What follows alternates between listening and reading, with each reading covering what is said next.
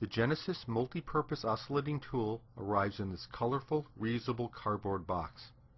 There is no real storage case, and none was expected for this low-cost, bare-bones tool. Inside the box, you get an instruction manual written in English, French, and Spanish. The 4 pages devoted to English, even printed in a pretty small font size, only provided short descriptions of what you can do and how to do it. One particular phrase that caught my eye was, "Note, this tool must be used only with Genesis oscillating tool accessories." There will be more about that in a minute. Also included was a single sheet listing various accessories and how they might be used. Some of these accessories are included with the tool, and the rest are available at an additional cost. The sheet is printed in English on one side and Spanish on the other. I guess the Genesis folks figure that anyone smart enough to speak French probably already understands one of these languages as well. Now to the accessories that are included. There's a sanding pad for holding sandpaper and 3 pieces of sandpaper to attach to it. You get 1 fine grit, 1 medium grit, and 1 coarse grit. The sandpaper arrived curved as shown, and that's not a problem since it's held flat against the sanding pad with some hook and loop material.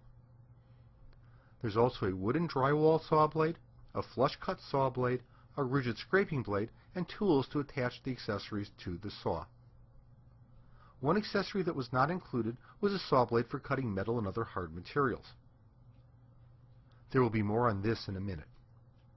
And of course, there's the tool itself.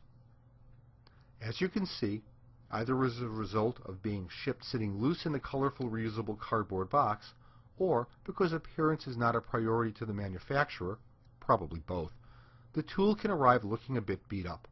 Still, you're not buying it for its looks. It weighs about 4 pounds and is this big. Accessories attach by securing them against the 4 pins on the shaft flange. For example, you place this soft material saw blade so that the large holes line up and the pins go through the small holes. Then you tighten it down using the screw, washer, and included Allen wrench. Did I mention this kit didn't include a saw blade for cutting metal and other hard materials? Well, it doesn't.